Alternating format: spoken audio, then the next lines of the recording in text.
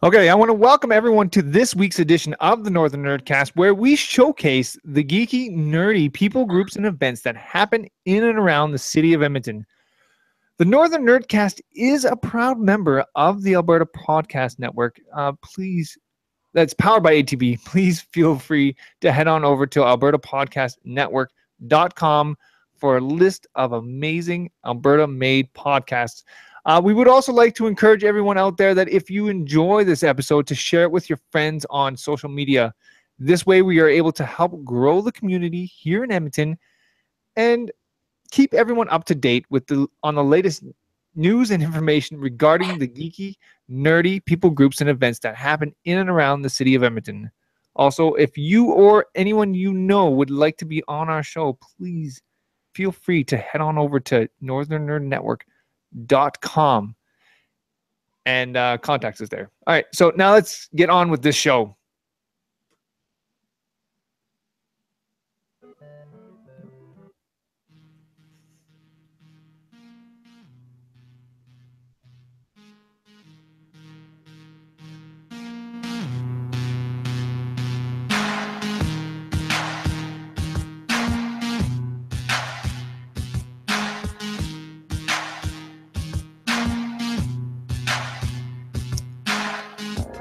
Okay, so welcome back again to the Northern Nerd Network. My name is Dan Schessel, and on today's edition of the Nerdcast, of course, we finally get back our co-hostess, the one, the only, Chelsea Thompson. Say hello. Hey guys. Yes, I've been MIA for the last few Nerdcasts.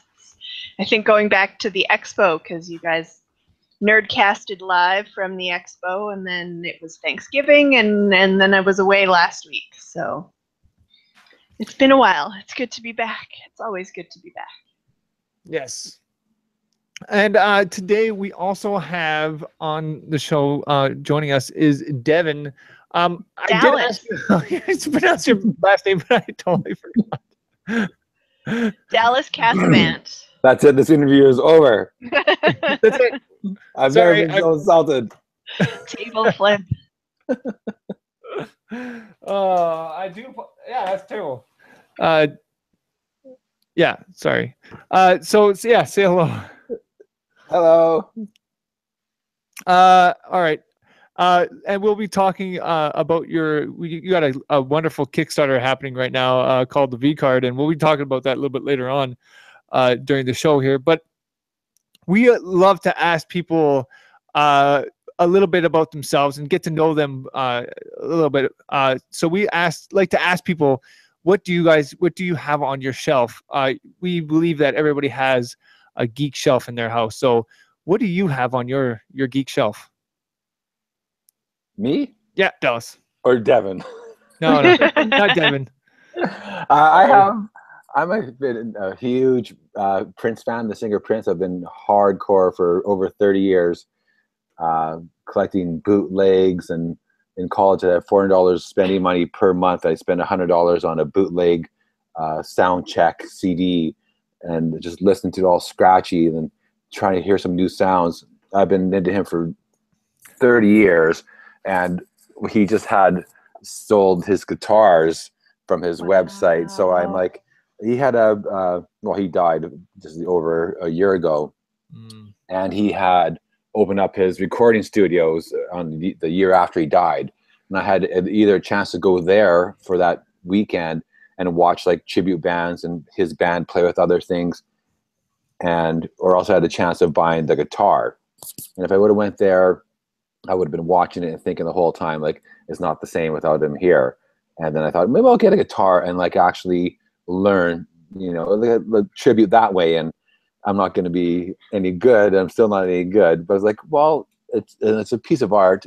I think it's beautiful. Hang it up on the wall, and it'll be around forever. And I've saw him live in concert over 20 times, and I've been in the front row for almost half of those. And I went to an after party and everything too. So watching the tribute bands play his songs, I'm like, I'd rather have the guitar. And I got some little calluses on my fingers, so I'm trying to learn. So Awesome. Geek thing. That's an amazing that's an amazing story. Yeah. Chelsea, Yeah. how was your week? My week was pretty good. Last week was a little bit crazy. I missed the show because of internet problems. My internet was down. I was all set to join the show, and I went to log on and couldn't. It made me very sad, and it left Dan kind of scrambling. So my apologies, Dan. Yeah, and today we're gonna make Chelsea do all the reading of the ads today. Yes. No, I won't do that to you. My penance for missing the show. But yeah, no, it's been good. I've been starting to pack up my house because I'm moving at the end of November, and so starting that process, and had a couple more days on set, which has been super fun. I was on set yesterday, and I go back tomorrow doing a pretty fun student project. It has been lots of fun. So, That's awesome. Yeah. And I'm just getting ready. I'm part of an interactive, immersive Halloween theater project. Ooh. So they've taken over an old, like, dilapidated heritage house in Vancouver. Yep.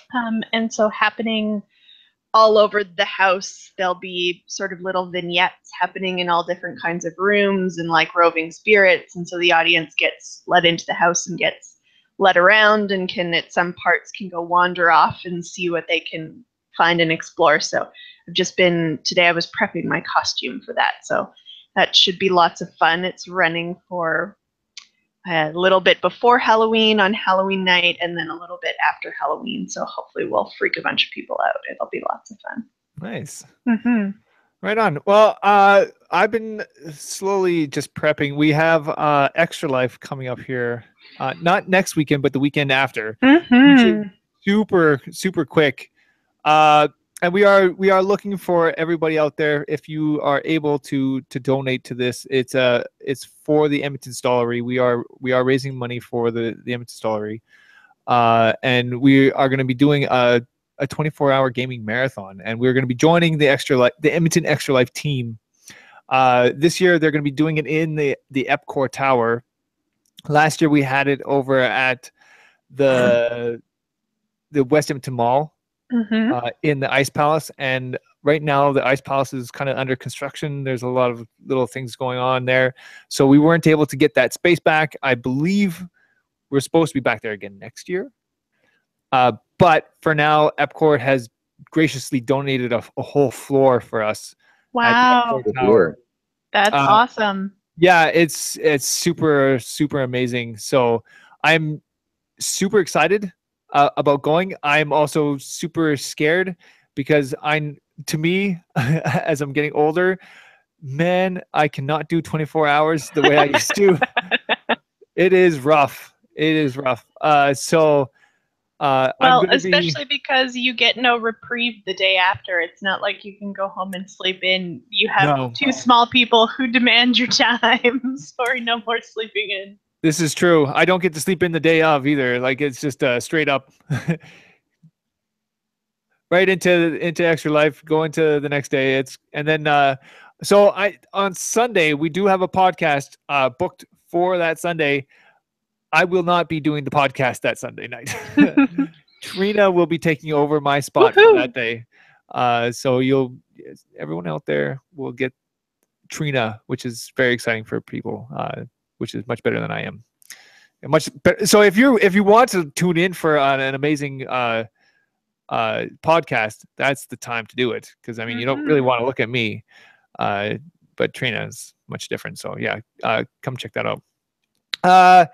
But we are looking for. I got just a nice little simple goal of $500. We are getting up there, but we are looking for more people to come out and donate. So if you want to join, donate, but if you want to join Dan's team and play video games with him for 24 hours, you can do that. No, that's done. No? No, it's too late. Too late now. But I do have Marcus joining me this year, so that'll be a lot of fun. We were going to be playing games like Rocket League and some Sonic, Cuphead. We got some really cool stuff happening, which will be a lot of fun. for at least people to watch, because we're going to be live streaming this whole thing, right? So it'll be a great time. I was thinking about dyeing my hair purple if I hit that $500 goal. However, my hair is like, I know I wear a hat a lot, but my hair is pretty dark. And so I don't think I can pull off purple or dyeing my hair purple. So if anyone out there in the audience has a suggestion on what I could do to, what I should do when we hit that $500 goal, please, go to northernnerdnetwork.com. You can totally dye it purple. You just have to bleach it first. I have to bleach it, yeah. So I don't know if I should do that or not. The last time I did that, it didn't turn out so well. But yeah, so go to northernernetwork.com. If you go there, there is a header that says Extra Life. Click on that, and then that's a good way for you to donate. We will also give you guys a shout out if you donate. We'll shout out your name on the show here as well, and during the live stream. So that's it. Like I said, we have all that kind of stuff going on. It's super exciting. Go, please. I don't ask for anyone money. Like, don't give me your money. But I do want you to go out and donate. Support Extra Life. It's support an awesome Extra Life. Support the Stollery. The kids. It's do it for the kids. All right. So yes, today we do have Dallas joining us. We are going to talk a little bit about the V-Card, which is a comic, right? It's a 4-series. Yeah, it's a 4-part miniseries. It's a romantic comedy about a vampire that's 380 years old that's never been a girl before, and he falls in love with a vampire killer's daughter. So it's kind of like American Pie meets Blade or Dracula. Nice. Yeah. Awesome. All right, so we will talk a little bit about that, but first we are going to take a quick break if everyone's okay with that. Mm-hmm. And we'll come back to Dallas. All right.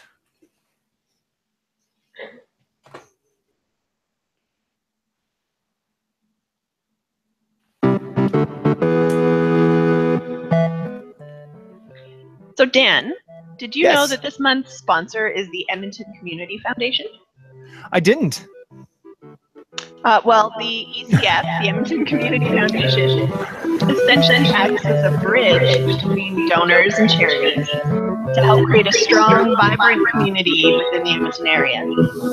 Not only that, the EDC also produces a podcast called the Well Endowed Podcast. The show's main focus is to help potential donors set up endowment funds to support good works in our community. Oh, that sounds incredible. Yeah, and the October podcast features George Takei. Wow, that sounds amazing. But Chelsea, I'm a little bit confused. Where can I find out more about all this stuff? You can visit their website, www.ecfoundation.org, for more information on the foundation itself. Or if you want to check out the Well Endowed Podcast, check out the wellendowedpodcast.com. Or you can find them on Apple Podcasts or on Google Play. Awesome. Well, thank you, Chelsea. I think I will. No problem. All right. Like I said, we do have Dallas joining us today to talk a little bit about the V-Card. So, Dallas, we just talked a little bit about what the V-Card is. Ooh, that was awful. So really, what is and where did the V-Card come from? Well, first of all, I thought this was the Well Endowed Podcast. Since you wanted me as a guest, I just assumed it was for well endowed people. No, I'm just kidding about that. About 7 years ago, I was dating a girl, and whenever I watch a movie, it's a $100 million movie, and it's like I'll critique it, like, why that made no sense? There's a plot hole here. Who's that character? And I do that all the time. And one time she was like, got annoyed at me and said, "Do you think you have a better idea for a movie?" I was like, "I bet you I think of a better idea right now." And she's like, "Yeah, right." So on the spot, I'm like, "Kate, it's a scene where Dracula has this girl on a church altar and he goes to bite her neck. And then once the teeth puncture her neck, you hear a pop sound, and then it zooms out to see a nerdy vampire in his bedroom with a blow-up doll that's deflating, and it's called The 400-Year-Old Virgin. And she paused, and she's like, actually, that's not bad. Like, that is a bad idea. Like, I was like started almost as a dare. And then the days go by, weeks go by, you're driving along, and you're like, how about if they see a good-looking girl, their fangs start to grow? And then I'm like, then over 3-4 weeks, I'm like, maybe I'm going to write a script, to give to someone. But here's a 120-page script. No one's going to read it. So like, maybe I'll turn it into a comic. I'll make good money. I'll hire an artist so that next time someone says, oh, we think you could do a better idea for a movie or a better idea for a story, I'm like, here, read this. And if they flip through like 5-6 pages, don't read any words, just flip. And then like, oh, actually, I'll read this. So now they go back to the front. So it took years and thousands of dollars just to get that kind of person's brain to be like, yeah, I'll give this a read. And it was like so much more fun to actually, instead of when you're watching a movie that's not very good, you spent money on, just to walk up out of the theater and go write your own thing. It's so much more fun. You get your hair, my hair still stands on end. Like, the part when you're watching a movie and you like nudge a person beside you, like, that's the killer that did this, and you kind of like see right before it happens, and you could be writing your own story, and then you'll be like, oh, what if he falls in love with the vampire killer's daughter and something. And I'm like, that's not a bad idea. And you put it away for a few weeks, you come back to it, look at it with fresh eyes, and you kind of critique yourself, like, oh, that's no good. Change this, change that. But it was like, why am I watching a crappy story or reading a crappy story if I can write my own story that's not as crappy? Yeah, exactly. Yeah, I really recommend it. Really recommend it. And it helps out for, you read the books of how to do it, then now you read other books and watch other shows. And then it really like makes you appreciate all the work that goes into it, when to have a page turner moment, when to have an establishing shot.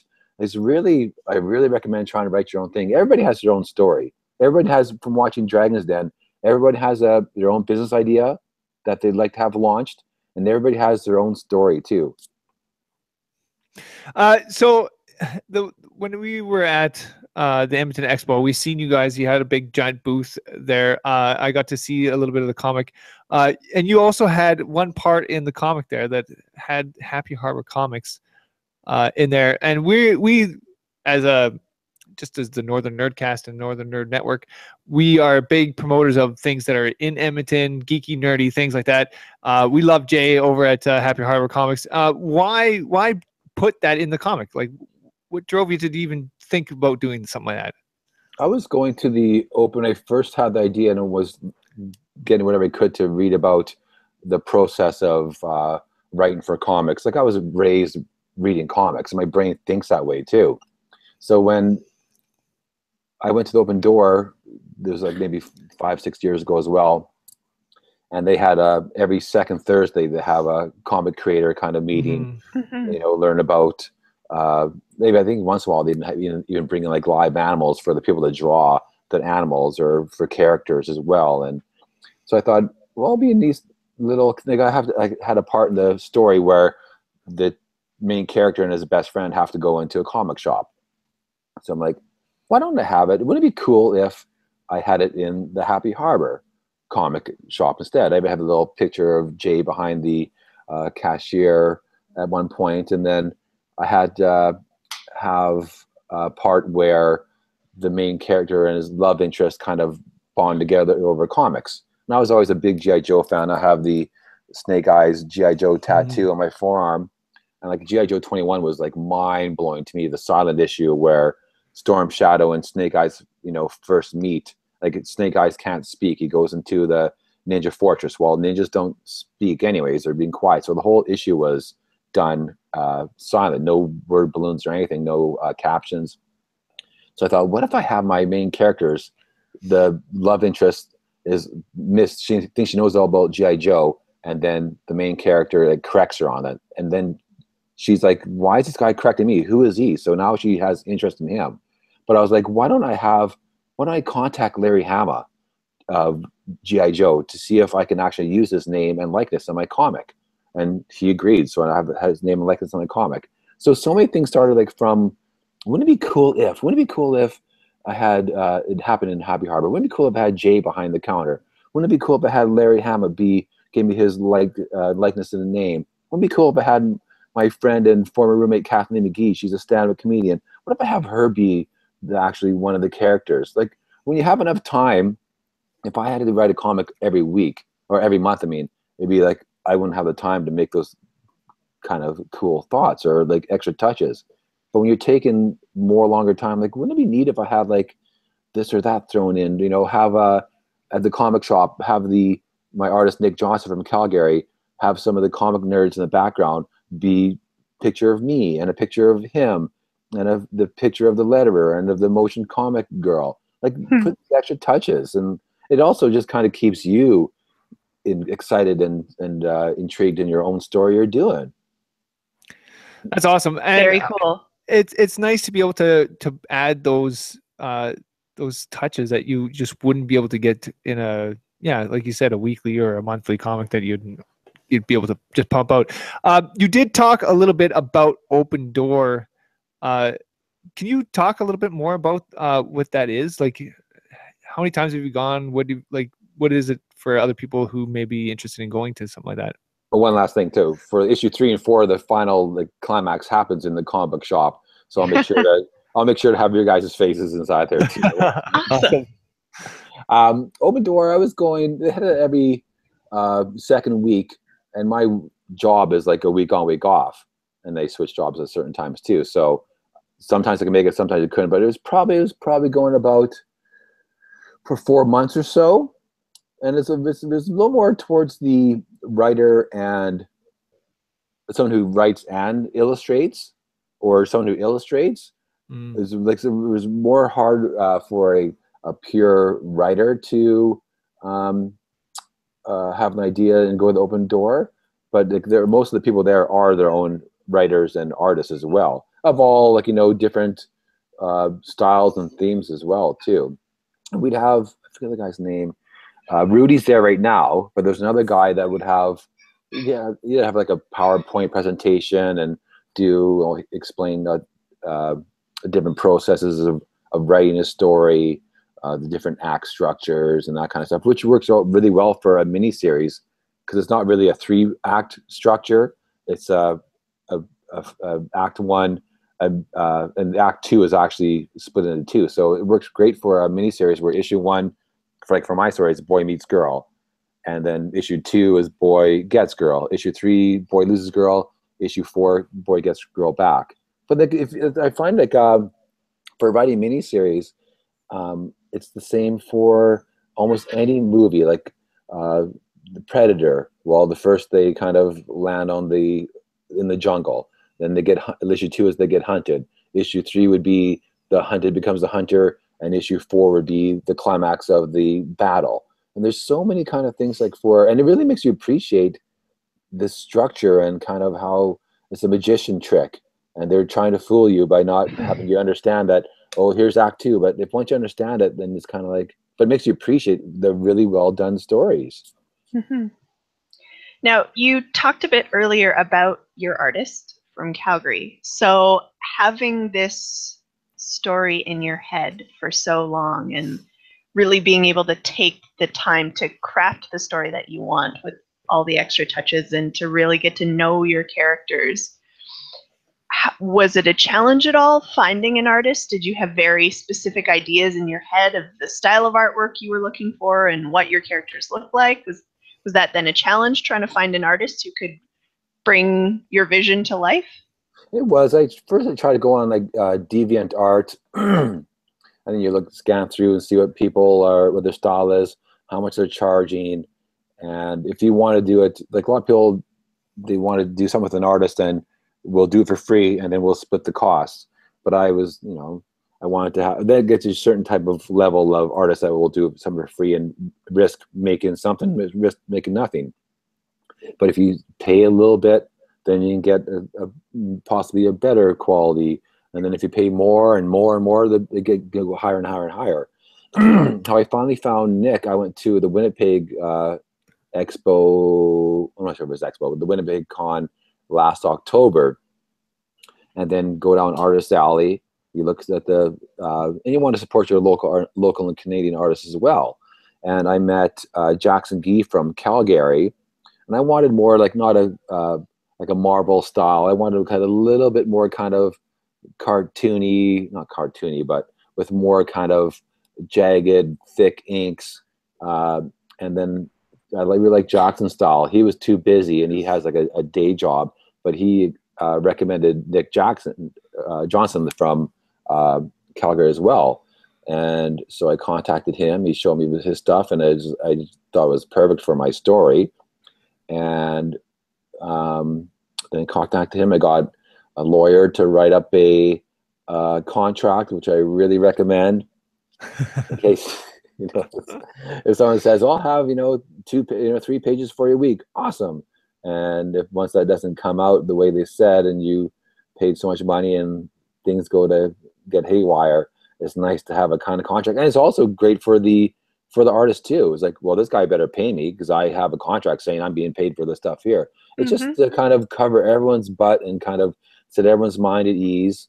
And Nick's been giving me everything on time. And from my vision of what I had in my brain, I give really detailed descriptions for each panel. Like I'll give 1/4 horizontal, 1/3 vertical, foreground left, with characters positioning where they're looking, background right, something in the midground, a little action going on too.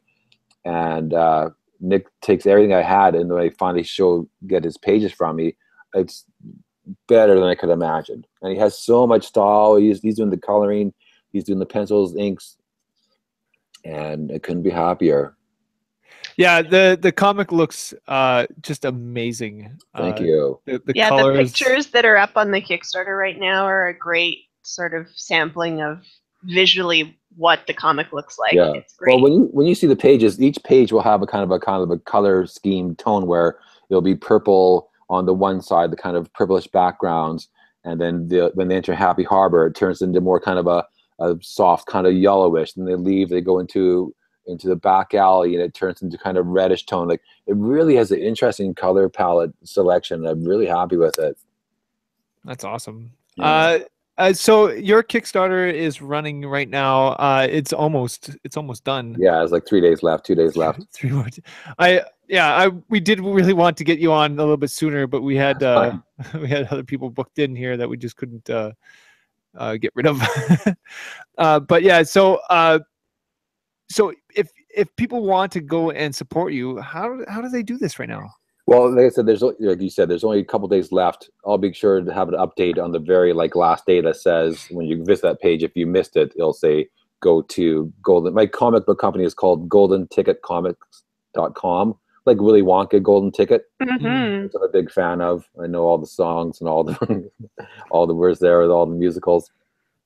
But I'll have a link to my GoldenTicketComics.com website, which you all have. If you go to the shop page, the store page, I'll have issues 1 and 2 for digital download or for mail it out to you. I'll have T-shirts for sale. I also have a DVD of the motion comic that I'll be selling as well. If you go to on YouTube, if you type in Golden Ticket Comics or the V-Card, Dallas Casavant, I have the first, I think it's about 18 pages so far. I have a girl that I found online that would select all the images, cut the images out, fill in the background, paste them back on, use After Effects to make a motion and add sound effects. And we added the vocals, which weren't on the proper mic. It's not the best quality, but it's like, if you won't read it, maybe if you click on this link to see the YouTube video, and then if you watch the YouTube video and that's not bad, you watch a couple minutes of that, and maybe I'll check out the comic. Maybe I'll get a digital download. It's really interesting, the whole process of trying to write a comic. Well, that's really it. And now the comic's done. Now it's another whole process of how to get people to see it. What do I do? But I find it's a riddle. And I'm really interested in solving this riddle. I made a lot of mistakes. For the Kickstarter, I wanted to have issues 1 and 2 finished. Keep it quiet. and now do a launch and spread it on Kickstarter, spread it on social media. And it was kind of like, well, we just found out about this. I'd recommend anyone that's listening to, if you're doing something, put the original sketches on. Here's the 3 sketches of the main character. Like one, or put a thumbs up or whatever for who likes this one, 1, 2, or 3.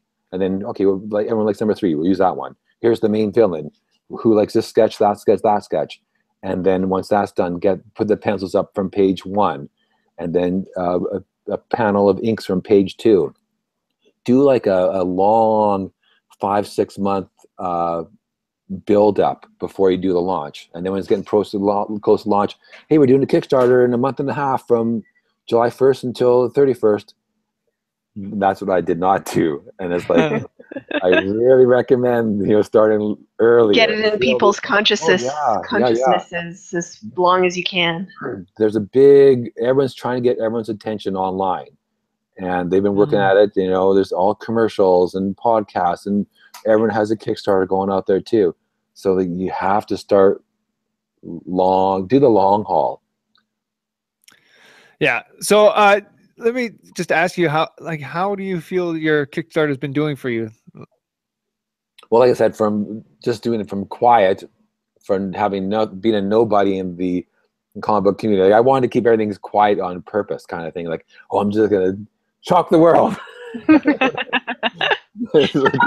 And the world's like crickets.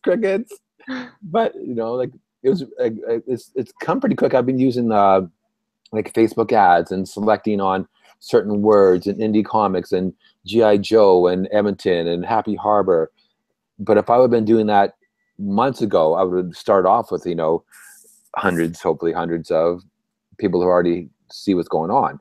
So since I didn't, the Kickstarter was like family and friends that have been supporting me, and then people that are like in the States, and just from social media, like links that kind of clicked on, and people that go to Kickstarter. And then a couple weeks go by of like kind of some crickets, and then it's not on yet, but I have my friend that is going to, I saw other people did this for Kickstarter, where for a certain amount, like thousands of dollars, they will help write your idea for a comic for you, with you, or help, just mentor you to whatever. So I had a friend that makes really good money, and I'm going to mentor him and teach him for some writing skills and kind of the act structure and how to do dialogue. And so he's kind of like the saving angel of my Kickstarter, because if I didn't get him, then I didn't want to get anything. So it really helps out that I got him on board. That's awesome. Very cool.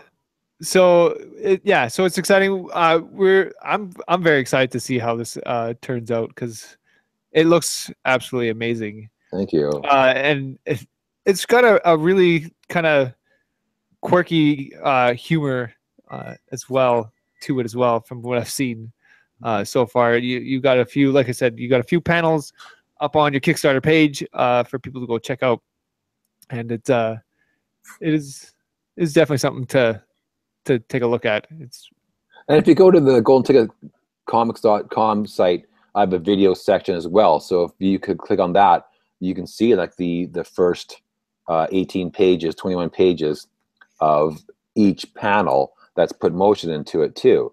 And just to get you kind of, I see what's going on. If you're sitting at home, instead of watching a Netflix show that is like 4 out of 10, here's something that could be that, a 5 out of 10, 6 out of 10, or 7 or 8 out of 10. Some people will really like it.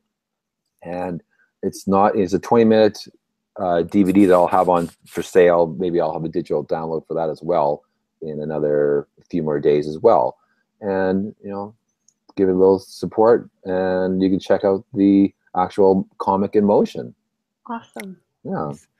Now, I know you're coming into the home stretch with the Kickstarter, and, things coming down the pike and going into production and release for the general public, which is still a lot of work to be done. But is your brain already sort of thinking about,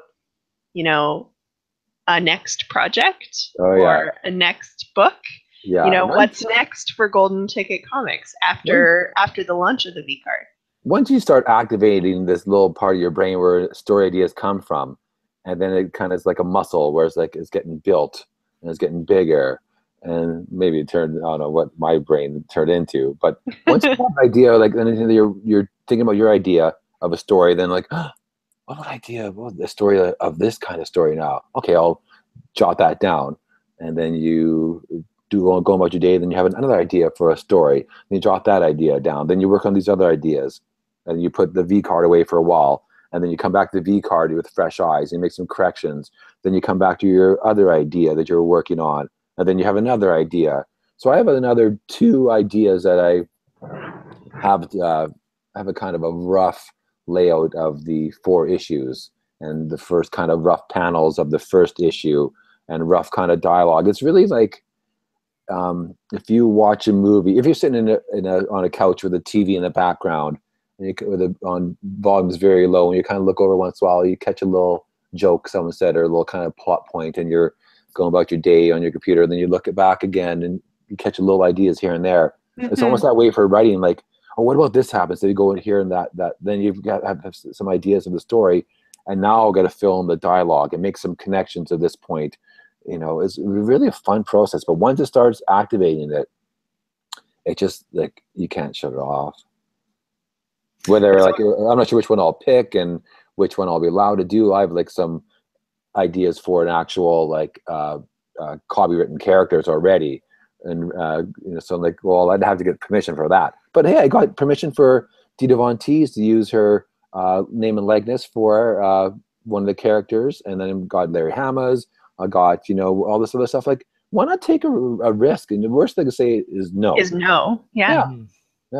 Which is awesome, and I feel like nowadays, especially, geeks sort of unite behind one another. So, if you're approaching somebody else who's, pop culture or geeky or nerdy and saying, hey man, I've got this project and I'm a really big fan and this is my idea, that, I feel like nowadays, more often than not, they're likely to be like, yeah, that's super cool. I can totally get behind that, which is really neat. And then also for mine, it goes like full circle. Like I got into comic space. The first comic I bought was G.I. Joe #7. And then from 7 to 21, I thought it was an incredible story arc. And then I get Larry Hama's permission. And that kind of came full circle. I go to Open Door. I talk to Jay if I can use his comic in my story, put the comic in the story. And yesterday I did a in-store signing at Happy Harbor. They set up a table for me. And actually the climax of my story happens at a Larry Hama signing at Happy Harbor. And the biggest full circle, I think, is that I recently I finally did this idea for the comic. I listen to podcasts and comedian podcasts and kind of motivational ones too. And when I saw the character Talia, I saw the real life Talia. I actually saw her on the street walking by one time. I was like blown away, didn't say anything to her. Saw her a second time, and the third time I saw her, I had the final script in my hand. I was leaving my house, my condo, and I saw her, and like I heard the voice from one of my podcasts, like saying to kind of go for it. So I went up to her and asked her if I could use her in my comic as the main character's love interest, and she said yes. So I got her name and number, and then I changed the character's name to Talia, which is her name. She read it, loved it. Then we started dating. Then we got engaged at the podcast, a live podcast taping of the guy whose voice was in my head when I first saw her. And I put her in the comic, and like that's full circle too. It's like, it's nice to take a risk and kind of just, if me and you watch karaoke and you're talking crap about someone singing, oh, you can't sing, he's all off key. I'm like, have you sang karaoke before? And you're like, no. Then I'm like, you have no right to say anything. So same with me for like watching a movie or reading a comic or reading this, like, this comic sucks. Have you ever written anything? No. Then you don't have anything to say. Same when you walk through a comic book shop. There's a writer on all those comics that took a risk and like could be barely getting by, but they have a passion for it. Like, who am I to say anything about anything? Like a struggling artist or someone who's following the passion, you should be supporting them. That's awesome. So, like, what kind of advice would you give other people who are, say, aspiring to become a writer?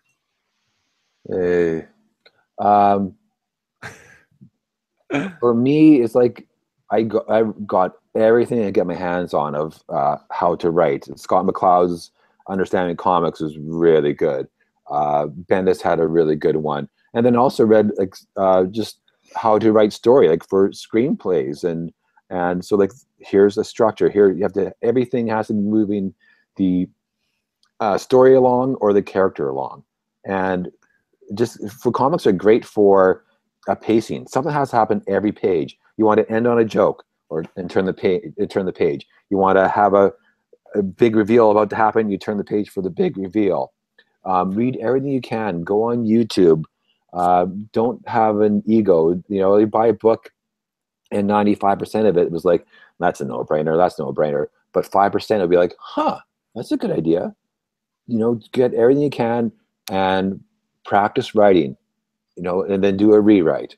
I had for my dialogue, I had a program, a text-to-speech program that I'd burn on my dialogue onto a USB, and I listen to it while I'm driving without any of the panel descriptions or anything.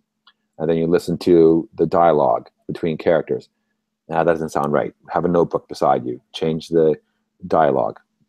Punch it in. Reburn it. Drive some more. I gotta change this. So like, for me, I'm lucky not to be doing a comic a month.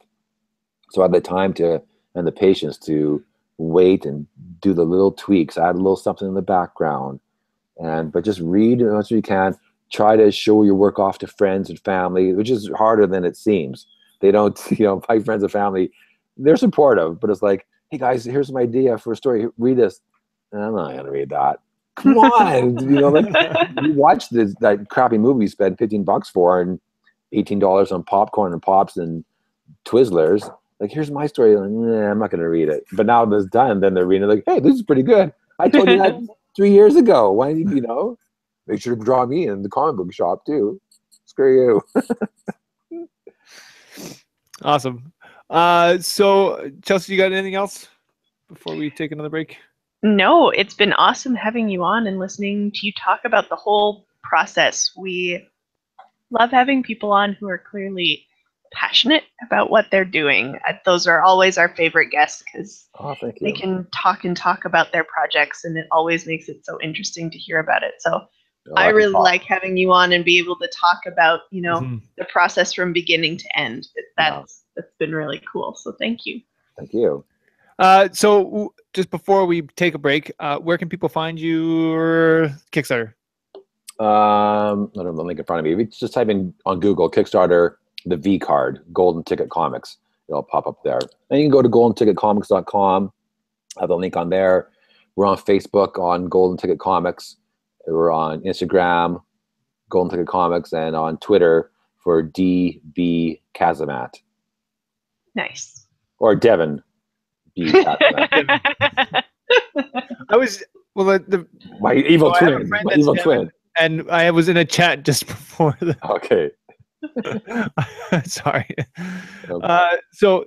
Thank you so much for your time. We're just going to take a quick break. We're going to come back and we're going to talk a little bit about some of the events that are happening in the city. So stay tuned.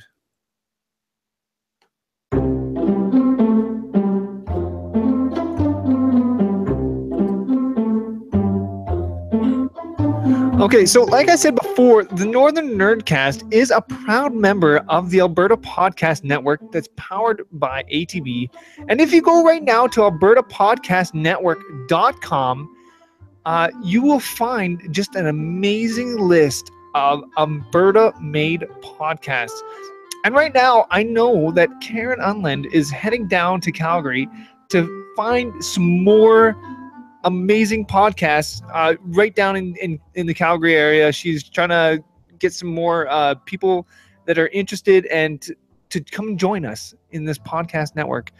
So it's growing, it's getting bigger. And not only that, right now, if you download the CKUA app, you will find not only us, the Northern Nerdcast, but you'll find all the amazing podcasters who are part of the Alberta Podcast Network. So head on over to albertapodcastnetwork.com to see that amazing list of Alberta-made podcasts and check us out. All right. Alberta Podcast Network.com.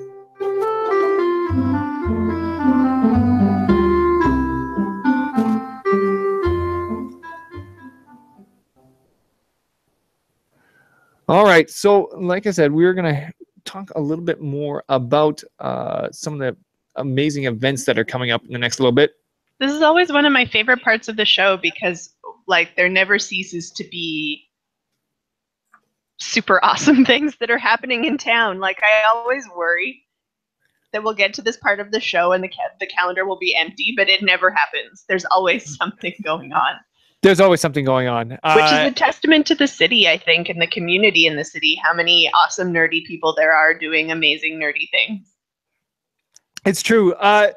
And right now, especially because, I mean, it is October, there's a lot of Halloween stuff happening in the city, such as Dead Fest, which is happening right now. If you head to the Garneau or the Metro Cinema, they have Dead Fest happening right now, and it's going on from the October 17th to 22nd. So pretty much today's the last day. So go check that out. I don't know why I put that in my notes today. That should have gone out. Anyways, we do have another event that just popped up onto our radar.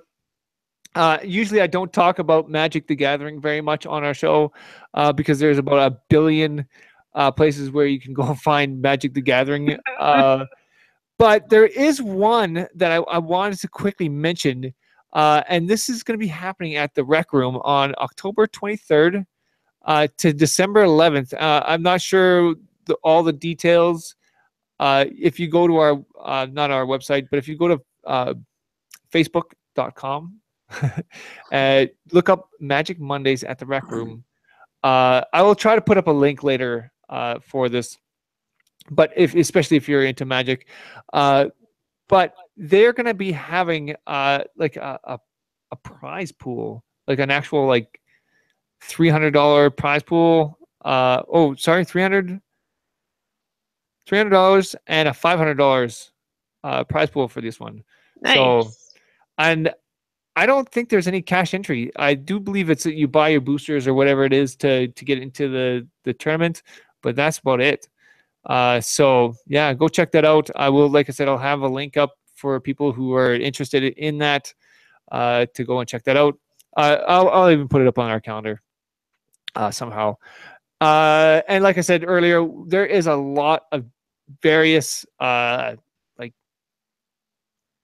like Halloween things happening right now. So go check that out. I'm not going to really spend too much time talking about that. October 29th, we do have a fall pop culture fair that's happening. And this is happening at is it the Aviation Museum, Kingsway Avenue? Yeah. Yeah. So go check that out. If you want to just go pick up some of those little nerdy toys before Christmas, this is a great time to go do that. Oh, you're right. Oh, good idea. That is a good place to do that. If you've got geeks and nerds in your life who need something for their geek shelf, as we talked about earlier, the Pop Culture Fair is a good place to get stuff like that. It will be. So yeah, go check that out. October 29th at the Aviation Museum. Moving along to October 30th, we got YAG D&D Improvised Dungeons and Dragons. If you've never seen them, they're absolutely fantastic. They're so funny. It's like they got this big giant like D20 blow up thing that they toss out into the crowd. It's just great. It's all improvised, and it's like watching a what is it? Sketch comedy, not sketch comedy. Theater sports. Yeah, theater sports. But except for with D&D. Yep. I mean, what's better than that? October 29th as well. I believe. Sorry, I'm kind of lost in my dates here. What day is October 29th? Sunday. So Saturday and Sunday. So 28th and 29th. There's an Edmonton Twitch community meetup, and that is going to be happening at the High Score which is Dirtbag Cafe right now. Yeah, it has a home at the Dirtbag Cafe. Yeah. So if you like esports, that kind of stuff, go check that out. Yeah. And then moving along, we have November 4th, which is game day. I mean, that's just happening in the next little bit. Game day is happening on November 4th. Please go donate to the Extra Life. Go donate to the Stollery. It's fantastic. Cause it's for the kids. I'm going to be gaming for 24 hours. It's going to be grueling. No, it's going to be fun, Dan. Come on. Oh, I love it. I really do. I think it's just a great time. The people there, like the Extra Life team, is so fantastic, and they do so much work throughout the year. I believe last year we raised like $60 some odd thousand. Wow. Which was incredible. I think they even maybe made more. I don't know. I just know they made at least that much last year. Their goal this year is $75,000.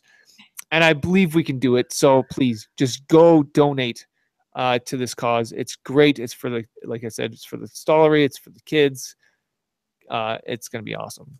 And it's always a great time. It's always a great time. Moving on to November 12th, we have the November Collector Con. And yeah, once again, this will probably be your last chance to go get some nerdy stuff. The Collector Con is always fantastic. It's the time where you can find that Transformer you've been always looking for that you couldn't find anywhere else. Oh yes. Yeah, there's always a gem that pops up when the Collector Con happens. A gem or two. That's the place where you if you want to find that thing and go. The trick with that one is that one you actually have to be there early to get there. Mm-hmm. Yeah, they do. When the good stuff shows up, they go fast. Yeah. So that is happening on November 12th. Well, thank you once again, Dallas, so much, or Devin, should I say? Thank you so much for joining us tonight. Once again, where can people find you? GoldenTicketComics.com. Just Google Kickstarter for the V-Card, Golden Ticket Comics. We're on Instagram, Facebook, GoldenTicketComics.com or Golden Ticket Comics, and also for Dallas Casavant, and Twitter, DB Casavant. Awesome. So we want to thank everybody out there who listens to the show, and ask everyone, if you can, to share it with your friends on social media. The Northern Nerdcast is a proud member of the Alberta Podcast Network, powered by ATB, and is produced by myself, along with Chelsea Thompson and Trina Schessel. You can find more information on the Nerdcast by going to Twitter at northern_nerd, on facebook.com/northernnerd, youtube.com/northernnerdnetwork, or even on our very own website, northernnerdnetwork.com. Well, thank you guys so much for joining us once again, and I'll see you guys on the next one.